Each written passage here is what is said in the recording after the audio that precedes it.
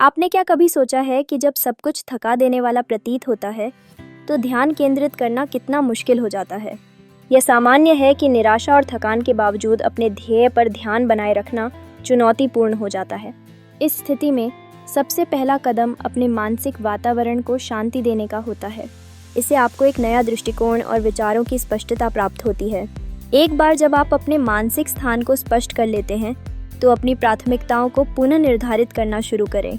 एक सूची बनाएं जिसमें ऐसी गतिविधियों का विवरण हो जो आपको प्रेरित करती हैं। इस प्रक्रिया में उन कार्यों को पहचानें जो आपकी ऊर्जा को बढ़ाते हैं और थकावट को कम करते हैं।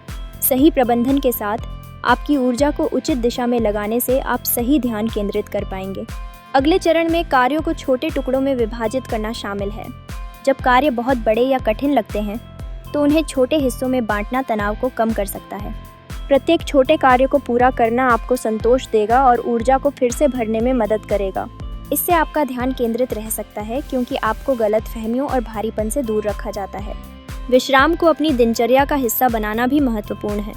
जब आप थके हुए होते हैं तो संक्षिप्त विश्राम लेना एक गेम चेंजर साबित हो सकता है। यह मानसिक थकान को कम करने के साथ साथ आपके ध्यान को केंद्रित करने में मदद करेगा। कुछ गहरी सांसें लें, कुछ हल्का स्ट्रेच करें या सिर्फ अपनी आंखें बंद करके शांति से बैठें। आखिर में सकारात्मकता को आत्मसात करें।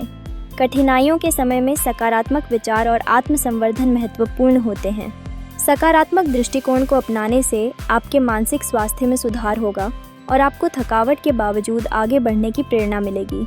सौम्य और सहानुभूतिपूर्ण मानसिकता बनाए रखने से न केवल आपकी ऊर्जा बनेगी बल्कि आपका ध्यान भी केंद्रित रहेगा।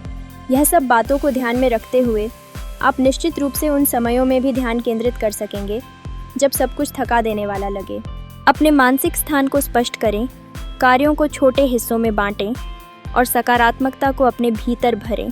अपने लक्ष्य की ओर कदम बढ़ाते रहें और आप देखेंगे कि कैसे आपकी मेहनत रंग लाती है।